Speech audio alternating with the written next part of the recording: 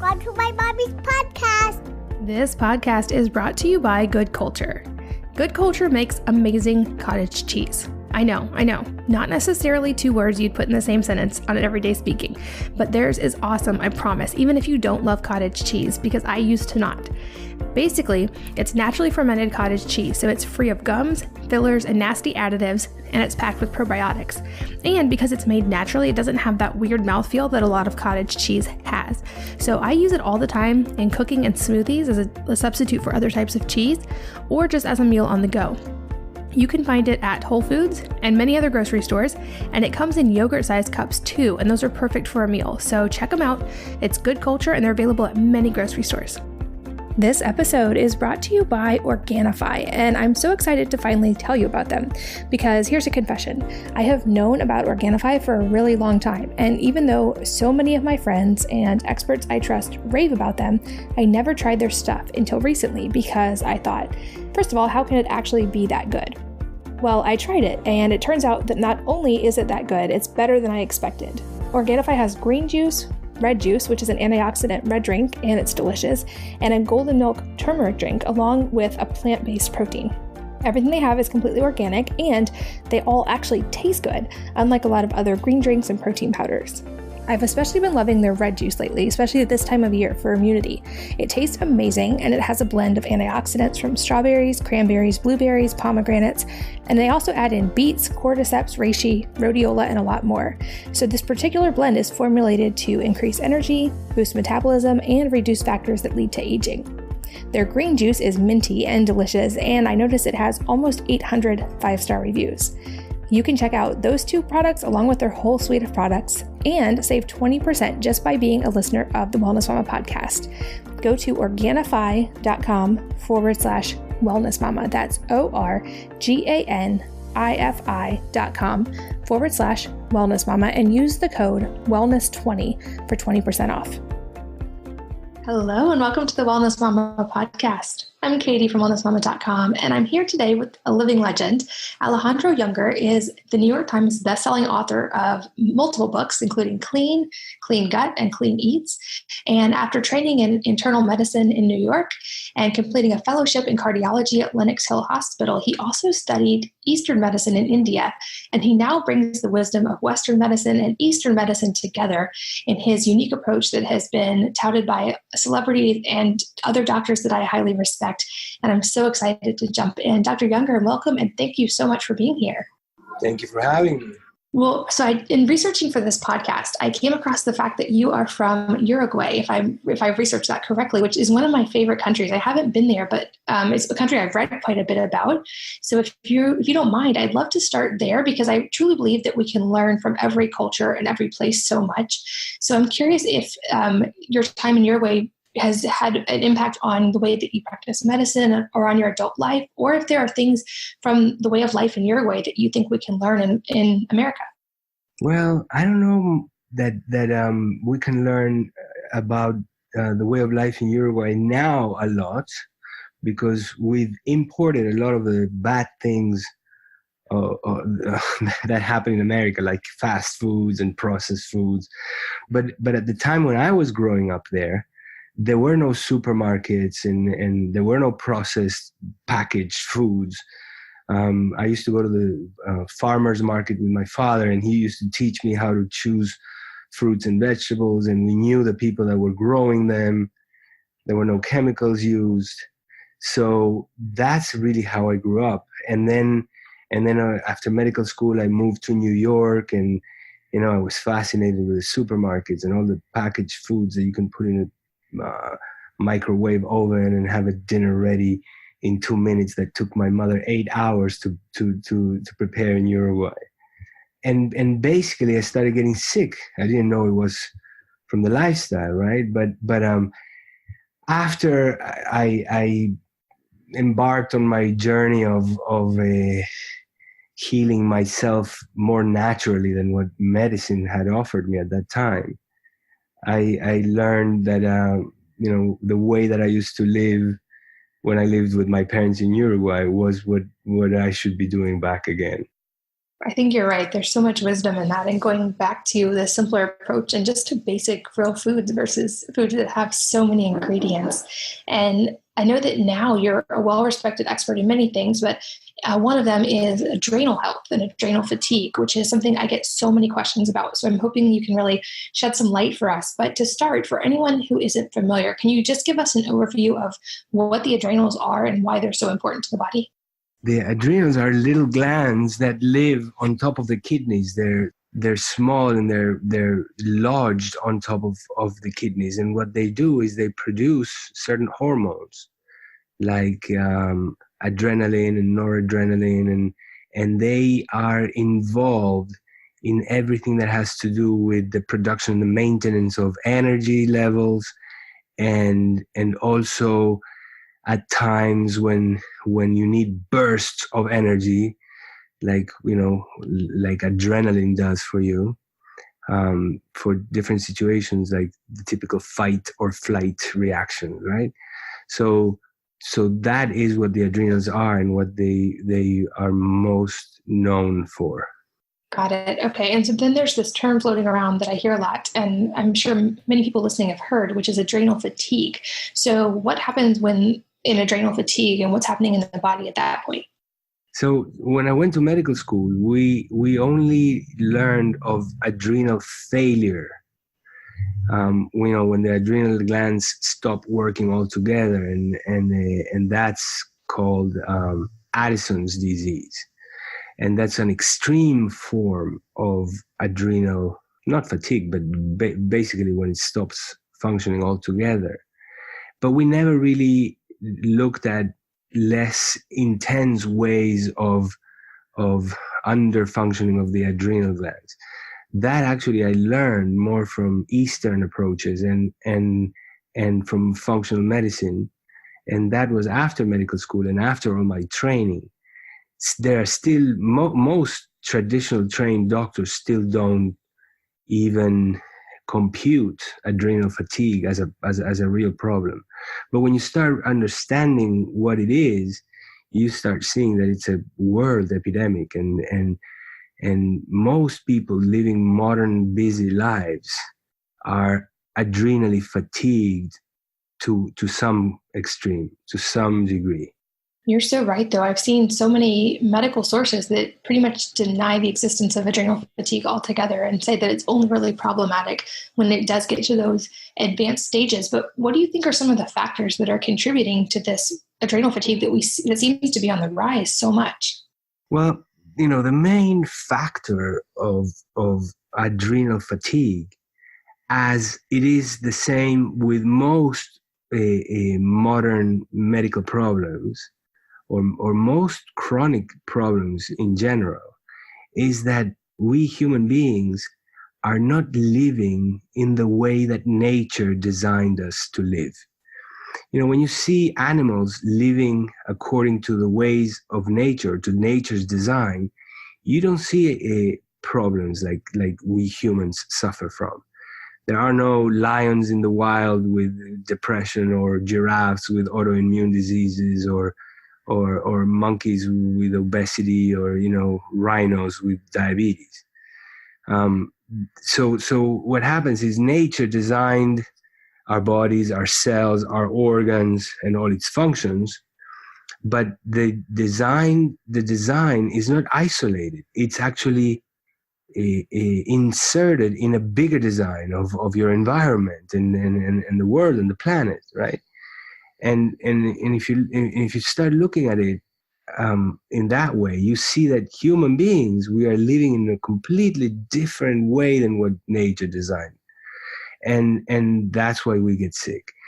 We don't sleep at the times that is the best for our design. We don't eat at the times, or the foods or the quantities and the foods themselves, right?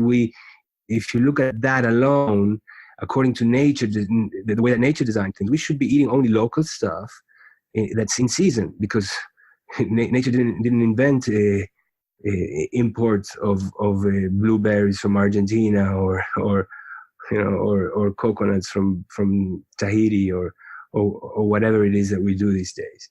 You go to the supermarket these days and you have all kinds of fruits and vegetables from all kinds of seasons that come from different countries.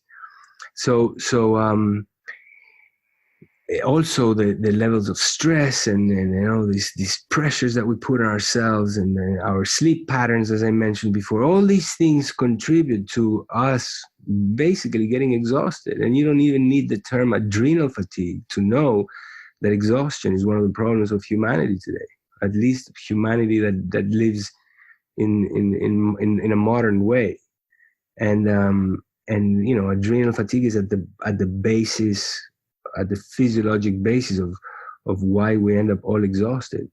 And it affects many things. It affects your hair, it affects your hormones, it affects your skin, it affects every organ, because everything is interconnected, Yeah, absolutely. And I think you're right. We're fighting an uphill battle in today's world with all the negative inputs our body constantly faces, both from, like you said, foods we're not meant to eat all the time, or light too late at night and not getting enough sleep, not moving enough, not breathing enough fresh air or getting enough sunshine. We've detached from nature in so many ways. And it definitely, I think you're right. It's not hard to see that we're seeing the effects of this. What are some of the things that you typically recommend for people to start overcoming this if they are in that cycle of fatigue and exhaustion? The big idea is to go back to nature's design in as much as possible, given your circumstances and in your life. So eating whole foods as opposed to processed food, real foods that your great grandmother or even your grandmother would recognize as foods. Because if you bring back your great grandmother and you take it to a supermarket, 90% of the things that are sold there, she wouldn't even recognize as food. So going back to the ways of nature, right? And then with everything that entails, sleeping when it gets dark and waking up when it gets light, learning ways how not to let the stress of life affect you. Even when you turn on the TV and you watch the news, especially these days, that can trigger all kinds of fight or flight reactions inside of your body, and that alone can exhaust your adrenals. So that's in general, right? But then when you go into more detail, there's other things that can help you, and there's herbs that can help you, like ashwagandha and rhodiola and licorice and things like that, and acupuncture and yoga. I mean, there's so many things that put together in a little plan can help you recover your adrenals. And you mentioned eating seasonal foods and in a varied way, basically only eating what's in season and local, which also lends itself, from what I've read, toward better gut diversity, letting the different types of bacteria in the body interact with different foods and the prebiotics fibers that are in different types of food. Is there a gut component connection to adrenal fatigue? I know there's obviously so much literature out there about the gut and its importance for our health, but is there a connection specifically to adrenal problems? For most people, there are, and in fact, that can be the whole origin of adrenal fatigue. When what happens is, I call the gut our Achilles heel. That's our weakest point in the interaction of our body with our environment, because your skin is pretty resistant, and your lungs, even though they're inside and they're very delicate organs, they can take a lot of abuse. So many people smoke a pack or two a day and live long lives without of course it can give you cancer and emphysema and all those kinds of things, but it takes years to really insult and damage your lungs. But your gut, which is the part of your body that's most in touch with the outside world, and even though it's inside of your body and you can't see it with your naked eye, you are putting all these things, all these drinks and foods, all these things from the environment, you're putting in there, and they go inside and they touch your gut all the way from your mouth to your anus. So that is the part of our body that is most in touch with the environment. And that's the first barrier that starts getting broken down between the outside and the inside of the body. And it's not only the gut bacteria, which is a very important part of it, right? Because there's the good bacteria, which we're talking about a lot, the microbiome and the intestinal flora, or whatever you want to call it. But there's also, when those start dying, there's also the bad bacteria and the parasites and the fungi and the viruses. And there's a lot of things that can live in the walls of your intestines and start breaking down the wall of your intestine. And the wall of your intestine needs to be completely intact in order for the food and the stuff that we put in our mouth not to trigger your immune system, because on the other side of the wall of your intestines is 80% of your immune system. And when you start breaking the wall and all these bacteria and undigested foods start being exposed to your immune system, and the immune system starts reacting and creating all these alerts and reactions and survival mechanisms and adaptive mechanisms, all that can consume so much energy and can constantly trigger your adrenal glands to be supporting it with production of these energy hormones that after a while it gets exhausted. So that alone could be the whole cause of your adrenal fatigue, or for most people, a contributing factor for sure. That makes perfect sense. And I know another thing that you have talked about in other interviews, as well as I think written about, is the role of just things like pre-hormones like vitamin D and spending time outside in reducing that overall stress and in healing the body and overcoming some of these modern problems that we're seeing. In fact, I know that I read somewhere that you recommend like very moderate, small amount of sun exposure every day is the best way to get vitamin D. But I'm curious, so I'd love to hear your reasoning on that, because obviously sun exposure is a controversial thing, and I 100% actually agree with you. But also, are there other benefits to being outside? Like you mentioned, waking up when the sun rises and going to sleep when the sun sets. Are there benefits we can get from nature just in spending time outdoors? Well, for sure. Listen, back to nature's design. We probably designed to live naked, running around in the sun all day long, and being exposed to the sun all day long. So now we do the opposite. We live in houses, we go from place to place in little boxes with wheels, we cover ourselves with hats and creams and clothing. So our skin never sees the sun. Just like plants get a lot of energy and nutrients from the sun, we are designed to do that as well. Vitamin D being just one of them.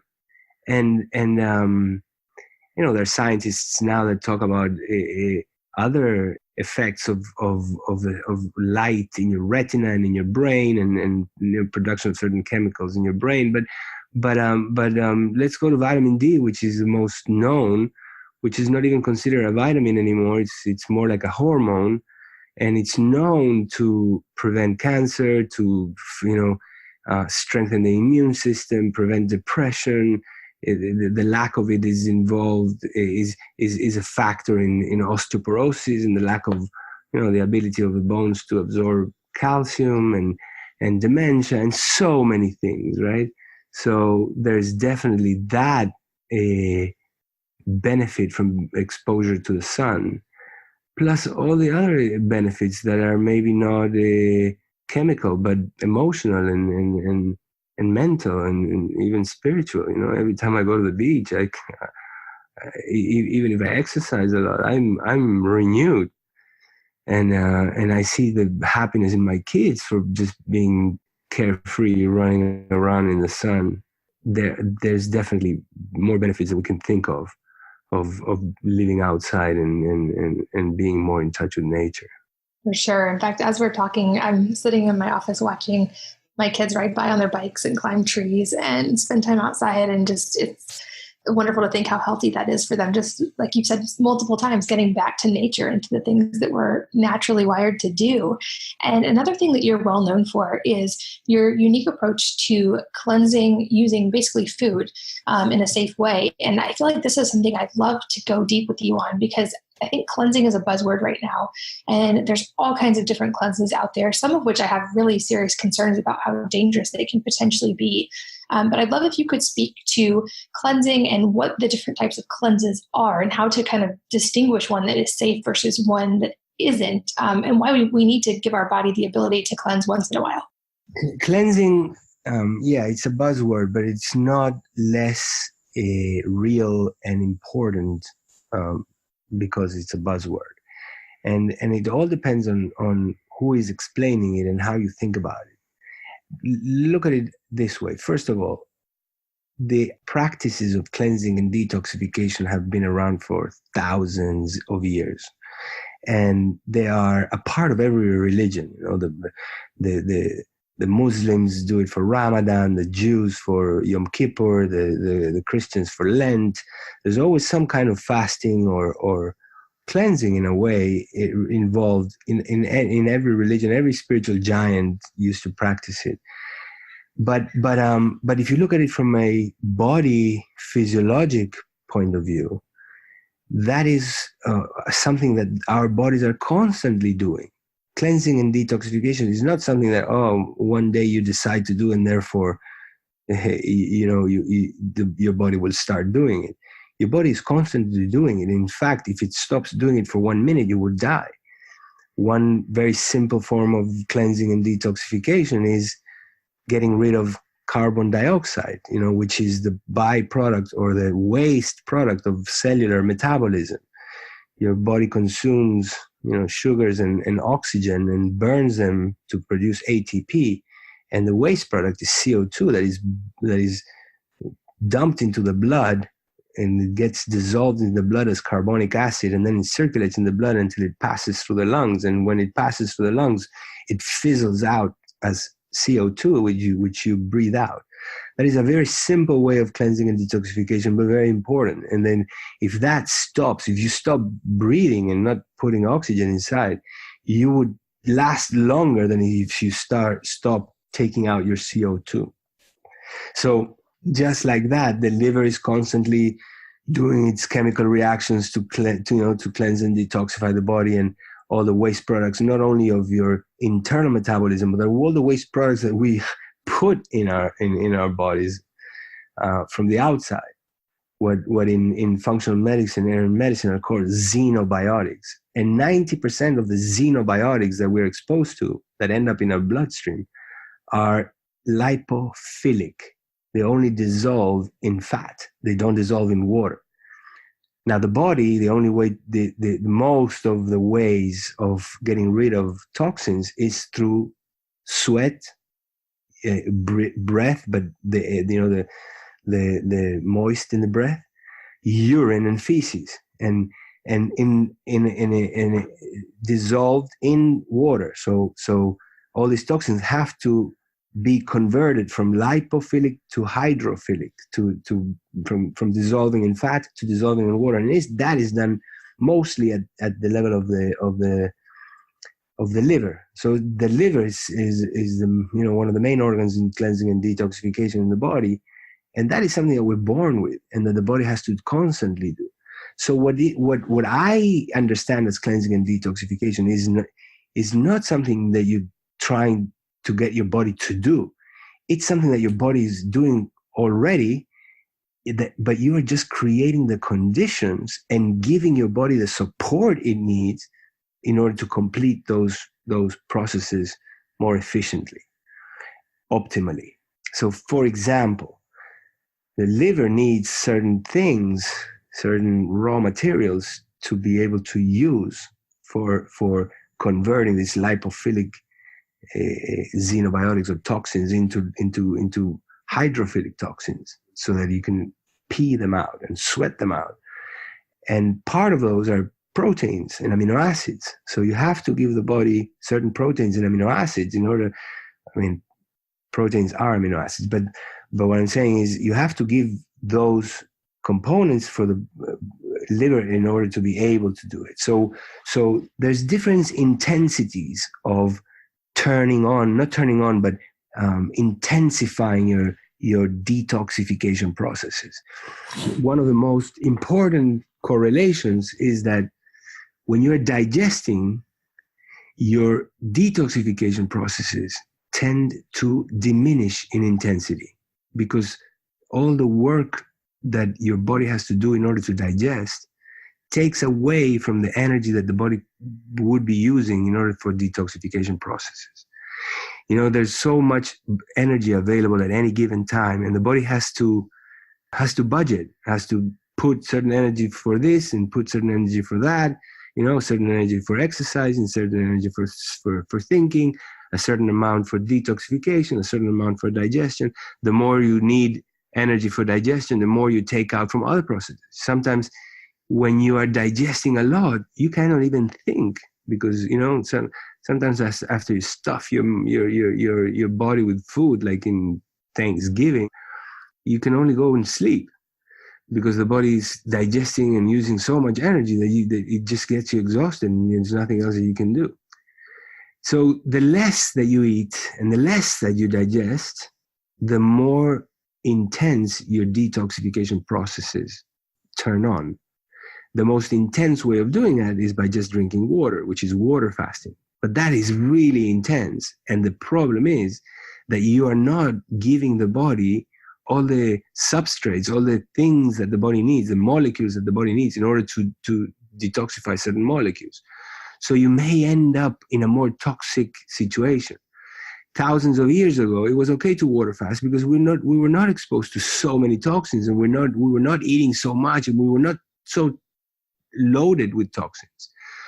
There was not too much for the body to catch up.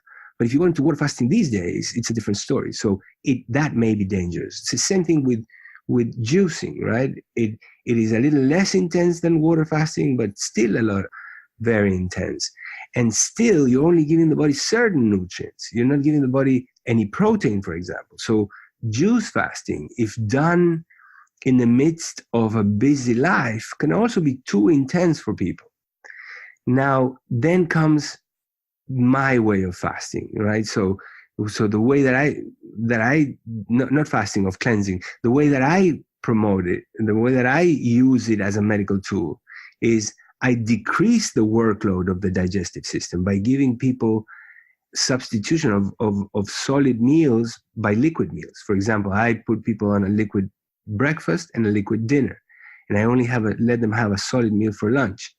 And then I also further diminish the workload of the digestive system during the meal for lunch by not allowing people to eat foods that take a lot of work to digest or that add to the toxic load, right? Or that trigger reactions from the body, like allergic reactions or sensitivity reactions that will trigger the immune system to work harder, right? So you can learn how to decrease the workload of the digestive system, but still give the body and the liver, right, mainly all the things it needs to clean up, and then make cleansing and detoxification safe and doable, within your busy life. Now, if you're going to take off and go to a spa and do nothing all day but cleansing, then juicing may be appropriate. But if you're going to do it while you live your busy life and you take your kids to school and you work and you prepare dinner and you're doing all the things that you do every day in the city, juicing may be too intense. So when you start understanding the ways or the intensities of different cleansing programs, then you start understanding what context you can use them in, what kind of people you can use them for, and what kind of problems you can hope to solve with them. Got it. That makes sense. And I know that many celebrities, for instance, swear by your type of cleansing because it lets them maintain an active lifestyle and everything that they must do while still being able to give the body a break. And which is why I'm so glad we got to talk about it, because most of the people listening are parents. And I feel like if parents are probably the busiest people on the planet, we just have so many demands on our time, plus jobs, plus everything else that goes into life.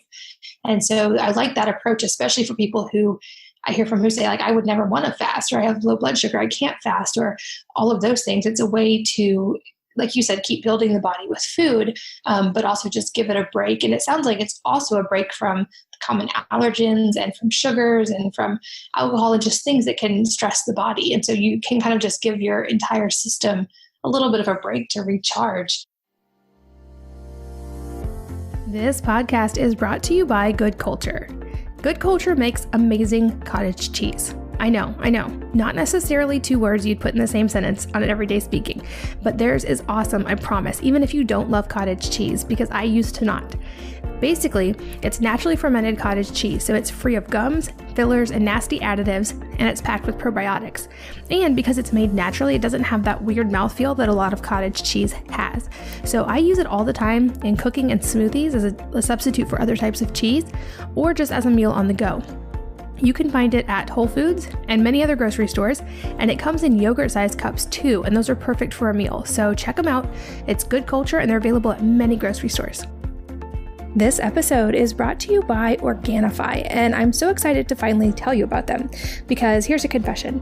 I have known about Organifi for a really long time, and even though so many of my friends and experts I trust rave about them, I never tried their stuff until recently, because I thought, first of all, how can it actually be that good? Well, I tried it, and it turns out that not only is it that good, it's better than I expected.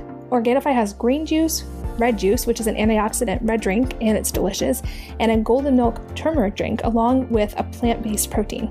Everything they have is completely organic, and they all actually taste good, unlike a lot of other green drinks and protein powders. I've especially been loving their red juice lately, especially at this time of year for immunity. It tastes amazing, and it has a blend of antioxidants from strawberries, cranberries, blueberries, pomegranates, and they also add in beets, cordyceps, reishi, rhodiola, and a lot more. So this particular blend is formulated to increase energy, boost metabolism, and reduce factors that lead to aging. Their green juice is minty and delicious, and I noticed it has almost 800 5-star reviews. You can check out those two products along with their whole suite of products and save 20% just by being a listener of the Wellness Mama podcast. Go to Organifi.com/Wellness Mama. That's ORGANIFI.com/Wellness Mama and use the code Wellness20 for 20% off. But I know also I've read in your work before that you talk about the mental aspect as well. And I'd love for you to go into this about, I've heard you talk about toxic thoughts and how important our thoughts are and our mental attitude and our mindset is for overall health as well. Can you talk about your approach and how you incorporate that? That actually was the way that I went into this whole world of wellness or integrated medicine, if you will. I was in New York, doing my internship, fellowship, residency and fellowship in internal medicine and cardiology. I was super busy. I was on call sometimes 3 days in a row, running around, no time for eating, just, grabbing something from vending machines or the hospital cafeteria, which is basically poison. And so worried with all these problems and potential problems, all this workload that I had. So one day I was riding on the subway in New York, and I was looking at this crazy person in front of me talking out loud, and then it dawned on me that person was just doing it out loud, but I was having the same conversations inside my head. All the time I was thinking about the check that I have to pay and this patient and the discussion that I was going to have with my boss. And I even screamed at him in my mind, and then even imagined his answer or 3 different scenarios. And then constantly thinking, I realized that most of us are like a crazy person, but in silence. We're just listening to all these conversations in our head all the time. And 99% of the time, they're repetitive thoughts. And 99.9% of the times, they're negative. For most people, there's lucky people that have positive thinking, but even the ones that think only positive thoughts are exhausted by their thoughts as well. So we are like beings that don't think. Thoughts are just happening, and they're happening all the time, and they're happening to a point and a degree that they don't let us be present. So that was my first realization of this disease. At the beginning, I thought I was crazy, but then I realized that most people are having the same problem. And then one day I was reading, just random books at Barnes and Noble, just picking books and seeing what they said about this or that. And I came by the concept of meditation. And the definition that I remember reading was the meditation was the practice by which you can slow down and even get to stop this habitual broken radio of repetitive negative thoughts that are constantly happening in our heads, whether we want them or not. And that was like an aha moment for me, which took me to, finish my training in medicine and leave everything behind and go and live for a year in a monastery in India to learn meditation. And that's where I was exposed to other types of medicine, right?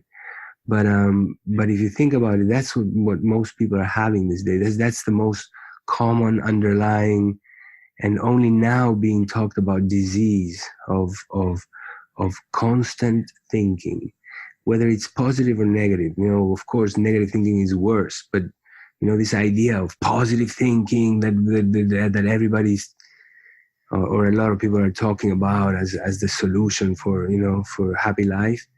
It's just the other side of the coin. It's just a different aspect, maybe more enjoyable or less suffering than negative thinking. But constant positive thinking is as exhausting as negative thinking. The goal is no thinking, no automatic thinking, only thinking when we decide to think. Right, but that is, what I understand as a state of enlightenment, which is basically what we're here for, to get to that state. And there's a lot of things that you can do in order to strengthen that ability of being present and having less thoughts in your head. Meditation being one of them. If you don't mind sharing, I'm curious what your personal approach and what your day-to-day practice is, because not many of us get the experience of living in a monastery for a year, but I feel like you probably have some valuable things that you've taken from that experience. So how do you incorporate that meditation and that calmness into your daily life?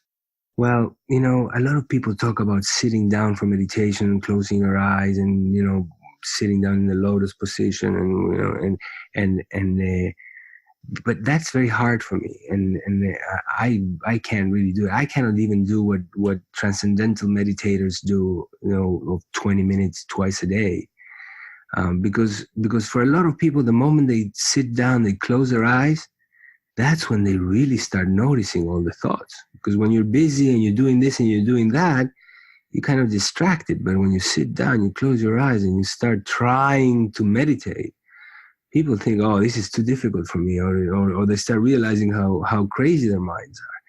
So what I do is something that I do all day long, and as much as I can remember to do it. And it's, in a way, I think of it as meditation in action, right? And I'll tell you right now, as we speak, and for the people that are listening to this interview, as you listen to my voice and what I'm saying, put some of your attention also on your feet. As you continue to listen to me, feel your feet from inside. Feel them touching your shoe, feel the temperature, feel the humidity, feel the pressure against your socks or the floor or whatever it is that you're wearing. Feel your feet from inside and continue to feel your feet right now. And as you continue to feel your feet and listen to what I'm saying, start also feeling your hands. Feel what they're touching, feel the temperature. Don't forget to feel your feet. Feel your feet, your hands, and listen to me.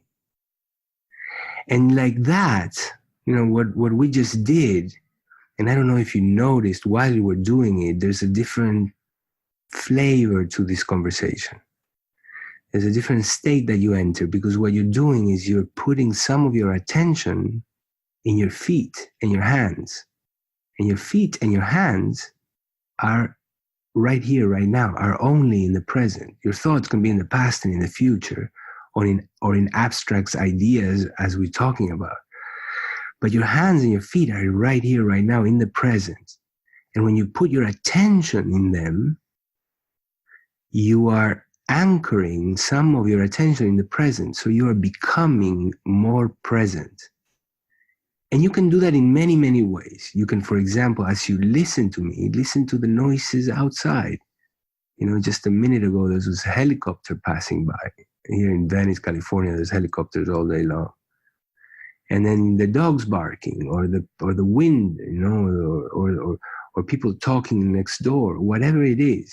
So you are listening not only to me, but to other things around, which are in the present. So you're anchoring your attention in the present. You can do it with your eyes as you look at your screen on your computer right now. Just notice, the wall behind it, or the table where your computer is sitting on. Feel your feet, feel your hands, feel your butt against your chair. Listen to the things around at the same time as you're listening to me. All these ways of diverting some of your attention and anchoring it in things present, put you in the present, make you more present. And in a way, they're kind of counterintuitive, because why would you start feeling your feet and your hands if you're talking to me? Isn't that taking some of the attention from what I'm saying, and therefore defeating or make you understand less what I'm saying? But when you start practicing these things, you see that it's the contrary, because you're not paying less attention to me. The attention you're paying to me is the same. But the rest of your attention that now goes to your feet and your hands and whatever else you're doing, listening or seeing things around you, used to go into your judging mind, or your, as you speak to me, you'll start remembering things that you have to do when we hang up. And those are things that get you distracted, not things that are right here in the present, like the feeling of your body. Do you follow? I do. And that's so powerful, just to be present like that. Like, you're right, we get so detached from that just in all of the busyness of life, and just to actually be in your body for a moment. See, and it's not about being your body for a moment. It's about being your body, being your body all the time. And as long, I remember this maybe 30, 40 times a day. And whenever I remember this, even if I'm having a conversation with somebody, even if I'm having a work interview or whatever it is, it goes better than it would go if I didn't do those things. So the more that you practice, the more that you do, the better your life flows, and the more present you are. I love that. Like you, I have trouble just sitting still in the idea of thinking of nothing. That's very difficult. So I love that this is so much more practical, and it's something I can focus on that's tangible, versus kind of that abstract concept of just open your mind or empty your mind. Seems much more difficult with some of the forms of meditation, for sure. Unattainable. Awesome. Well, I'd love to circle back a little bit to get back to a more medical topic. Your residency was in cardiology, and you still are considered by far an expert in this. I would love to get your take on why you think we're seeing such a rise in heart disease and cardiac problems, even still. I know that it's not recognized, but it is a bigger killer of women than even breast cancer, for instance. It's a huge issue. So I'd love your take on, with that integrative approach that you have, on some of the factors you think are still causing this increase in heart disease, and some things we can do, especially as women, to kind of counteract that.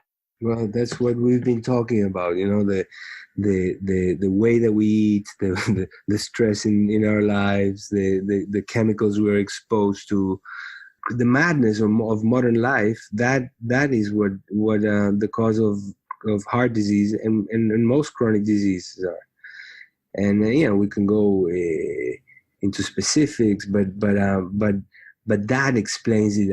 The big picture explains it. And one of the things that we were talking about, for example, the lack of vitamin D is also linked to cardiovascular diseases. So that's one practical thing that everybody can do. Most modern doctors, I mean, it's changing now. A lot of Western trained doctors are ordering vitamin D levels on your blood tests. But if your doctor doesn't, then ask him for it. And if you don't have enough, taking it is going to lower your risk of coronary and other heart problems. But basically, one thing that is important for most people to understand is that most chronic diseases, and heart disease is a chronic disease, are linked in a way. They have a common factor in a way, that is inflammation, right? And inflammation in the body leads to chronic diseases, maybe minutes after, maybe hours after, maybe months, and maybe sometimes decades after the inflammation is triggered and maintained, right? But inflammation is the main problem at the root of all chronic diseases of the modern world. And where does inflammation start? Mostly in the gut. So there we go back to what we were talking about before. I love that approach, and it seems so much more effective and holistic than just some of the narratives we've been told before of it's just, saturated fat causes heart disease, which now they say there's much more to that story, or it's, blood pressure, cholesterol, or all of these things. I feel like the holistic approach, when you look at it through your lens of inflammation, it makes so much sense. But those things are true. And those are part of what, triggers and maintains inflammation, right? So like hydrogenated oils are part of the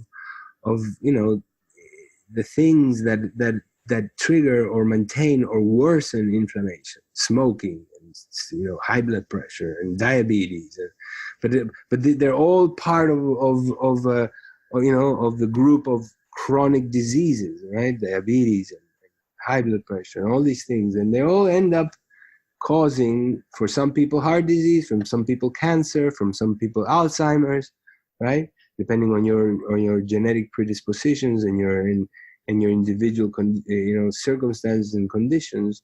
But most chronic diseases today are born from inflammation that started maybe sometimes years before.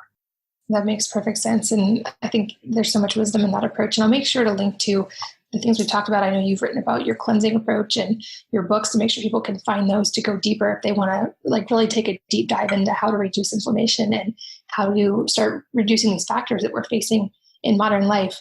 And I cannot believe we've flown through our time because you're so easy to talk to.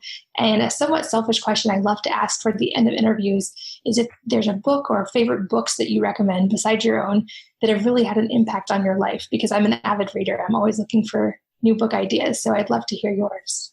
Well, in the realm of, spirituality and thinking and enlightenment and that kind of subject, there's one book that really basically changed my life, and I keep on reading over and over and again, and every time I read it, I understand it in a completely different way. And it's just incredible. And it's called In Search of the Miraculous by Peter Demianovich Ouspensky.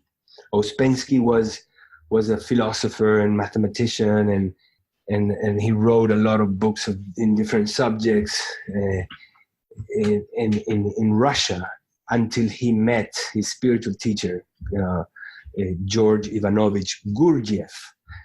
And this is where I got all these ideas of meditation in action and diverting my attention to present things and things like that. That book really changed my life and continues to change my life in many ways. In the medical realm, there's so many really good books that I've read.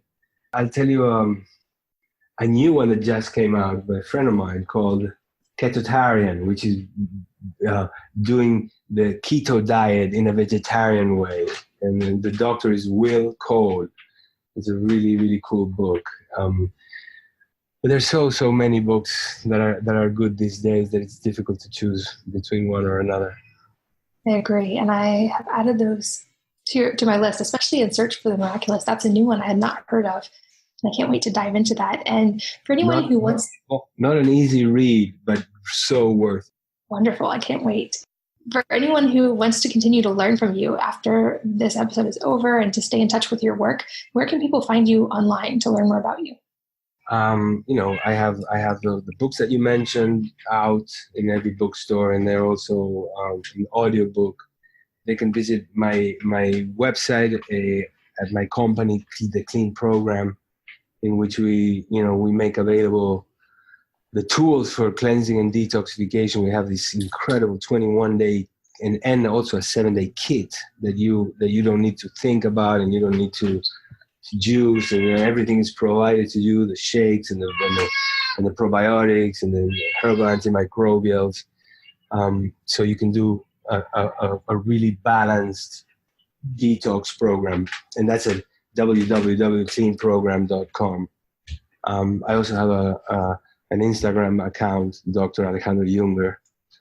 You're going to see a lot of pictures of my kids there, but I also put some information out. Wonderful. I'll make sure all of those are linked in the show notes at wellnessmama.fm, so any of you listening can find them and stay in touch. But Dr. Junger, thank you so much for spending your time with us today. I believe time is our most valuable asset, and I'm so honored that you shared some of your time and your wisdom with us. My pleasure. Anytime. Thank you. And thanks to all of you for listening, as always. And I hope to see you again on the next episode of the Wellness Mama podcast. If you're enjoying these interviews, would you please take 2 minutes to leave a rating or review on iTunes for me? Doing this helps more people to find the podcast, which means even more moms and families can benefit from the information. I really appreciate your time, and thanks as always for listening.